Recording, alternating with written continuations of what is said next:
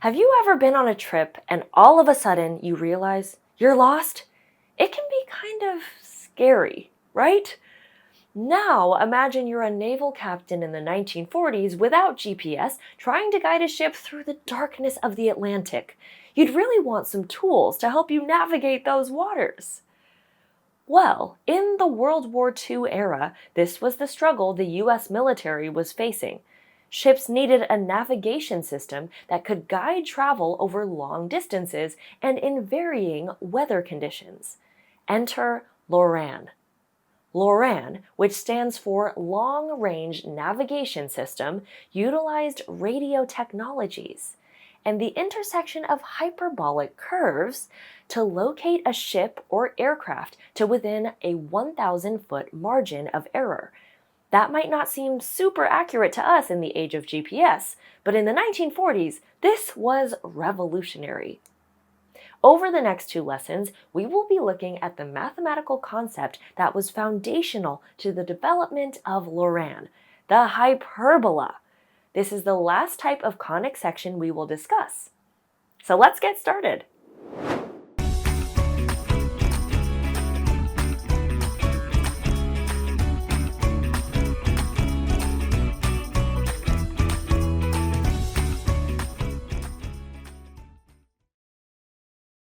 In Unit 4, you've learned about circles, parabolas, and ellipses. In this lesson, we will introduce the fourth and final type of conic section called hyperbolas. Hyperbolas result when a plane intersects a double cone, as shown here. As we observed in the LORAN navigation charts, the hyperbola is made up of two separate symmetrical curves.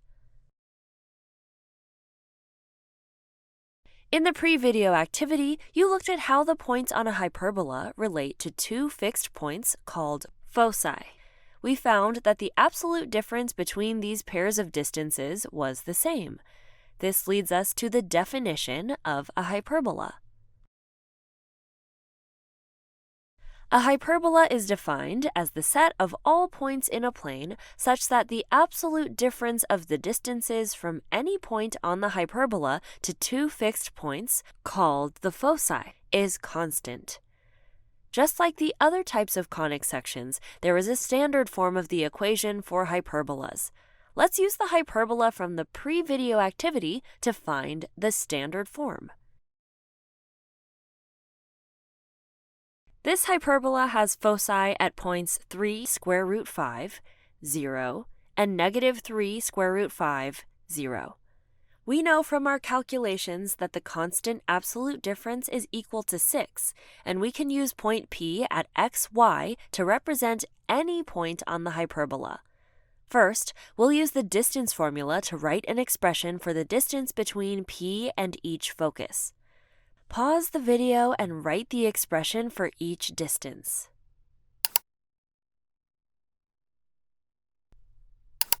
Here are the expressions for each distance.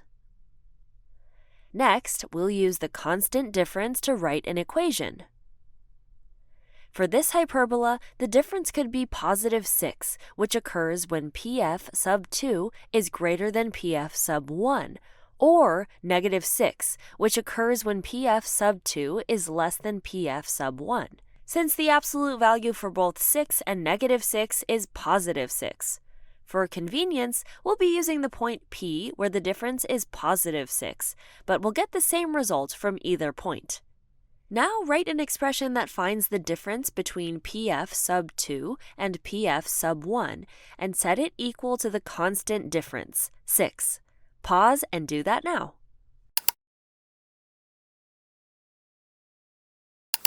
Next, I will add PF sub 1 to both sides. This will make it easier to square both sides and cancel out one of the square roots.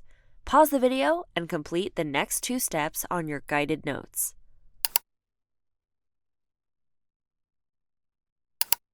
Check your work. Now, let's simplify by combining like terms.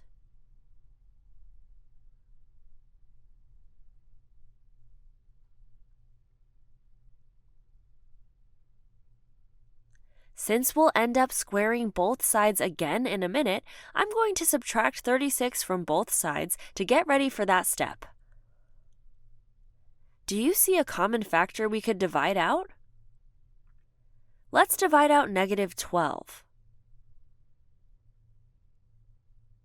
Check that your equation matches mine. Our next two steps will be square both sides, then combine like terms. Pause the video and do those two steps now.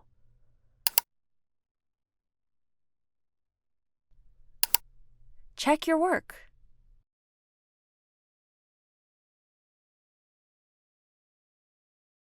We're almost to the finish line. Now, subtract y squared from both sides. Just like with the equation of an ellipse, we want the equation of a hyperbola to have a 1 on the right side. How can we accomplish this? Right, divide each term by 36 and simplify. This is the equation of the hyperbola in standard form.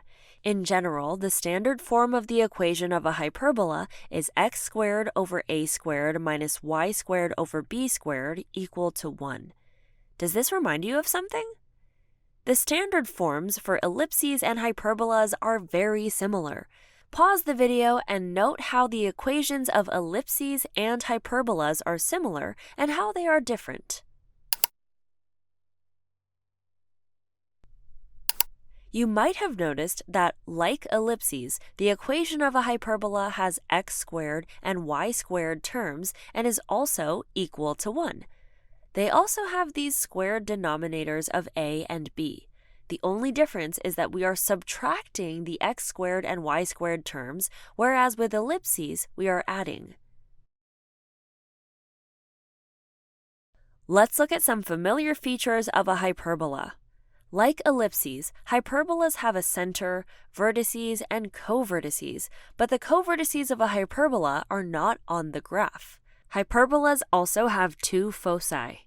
Additionally, like the ellipse, a hyperbola has parameters a, b, and c. A is the distance from the center to each vertex. B is the distance from the center to each covertex, and C, the largest parameter, is the distance from the center to each focus. Similar to the major and minor axes of an ellipse, a hyperbola has two axes of symmetry.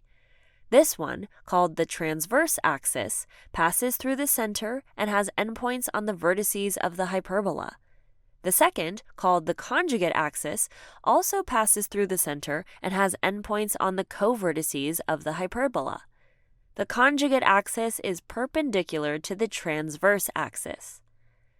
A feature that is unique to hyperbolas is the asymptote. Hyperbolas have two oblique asymptotes that intersect at the center of the hyperbola.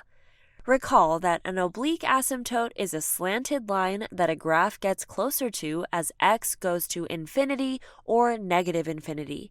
The asymptotes of a hyperbola are what give the graph its shape. Before we get into where each of these features are located, let's first look at a very important aspect of a hyperbola, its orientation, or the direction the curve opens.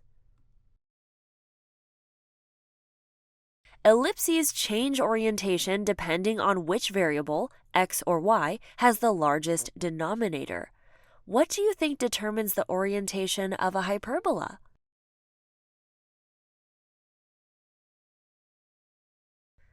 To figure this out, let's consider our intercepts.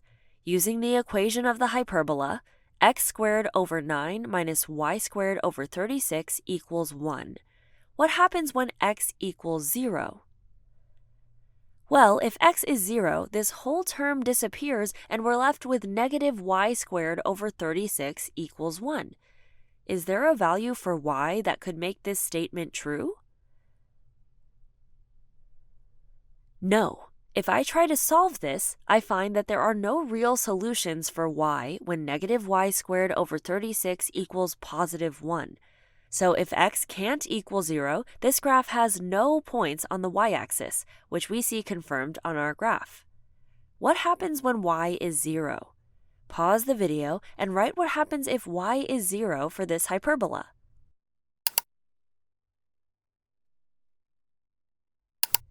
If y is 0, I have x squared over 9 equals 1. When we solve, we get x equals plus or minus 3. What does this mean? This means I have two x-intercepts that are 3 units away from my center in opposite directions. What are these 2 points called? If you said vertices, you're right. My vertices are at -3, 0, and 3, 0. What do you think happens if we switch the order of our variables? Let's say this equation is now y squared over 9 minus x squared over 36 equals 1. Take a few minutes and figure out what happens when y is 0 and then what happens when x is 0.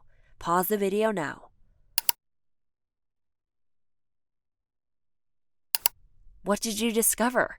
If y is 0 in this equation, the equation has no real solutions because negative x squared over 36 can't equal positive 1.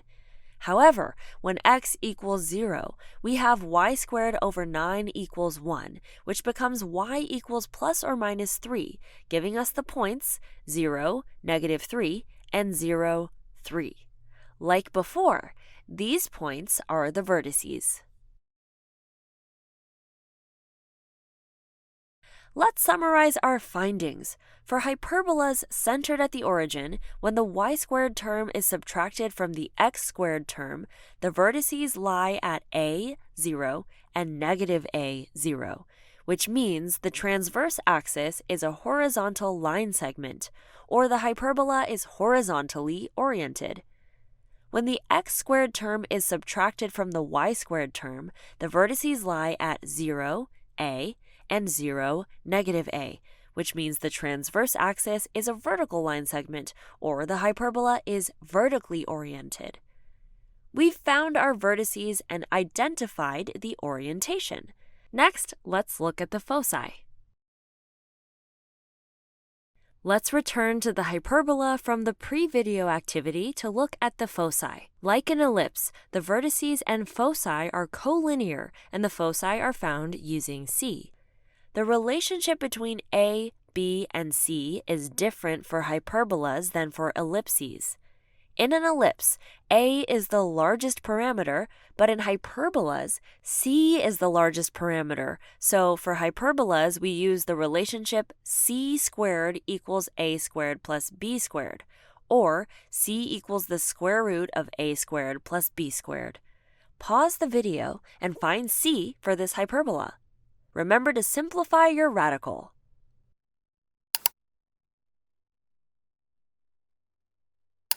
So C equals 3 square root 5, which confirms the coordinates of the foci that we observed in the graph.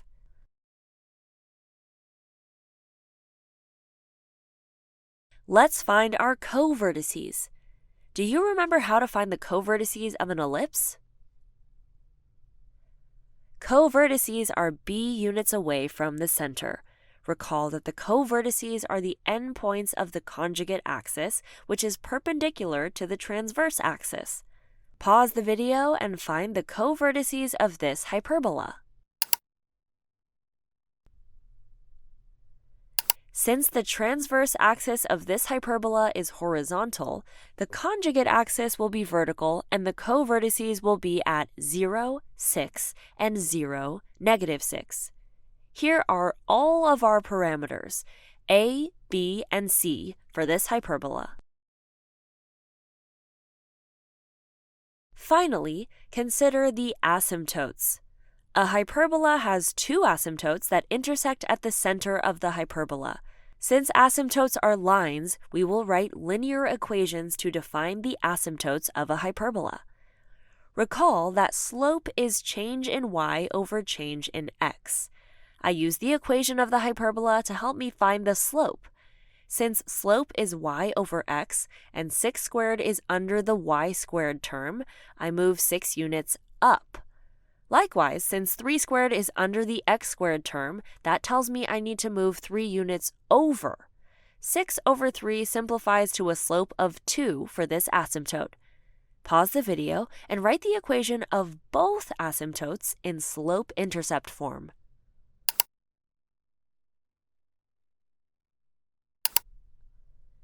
The equations are y equals 2x and y equals negative 2x. Is that what you have? Great!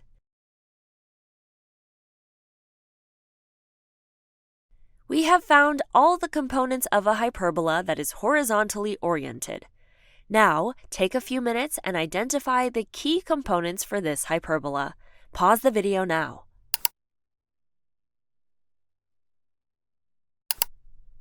Compare your answers to those in the table. How'd you do? This is a vertically oriented hyperbola with a center at the origin. A is 2, placing the vertices at 0, 2, and 0, negative 2. B is 4, placing the co-vertices at 4, 0, and negative 4, 0. C is 2 square root 5, placing the foci at 0, 2 square root 5, and 0, negative 2 square root 5. Finally, the equations of the asymptotes are y equals 1/2 x and y equals negative 1/2 x. Today we learned that hyperbolas have two symmetrical curves that are vertically or horizontally oriented. The curves approach but never intersect the hyperbola's two oblique asymptotes. We also discovered that the standard form of the equation of a hyperbola is the difference between x squared and y squared terms, and that their parameters a, b, and c determine the location of their key features, just like with ellipses. In the next lesson, we'll be graphing hyperbolas in the coordinate plane and learning how to write the equation of a hyperbola. Before then, be sure to complete the additional practice and the online practice for this lesson to master these foundational skills.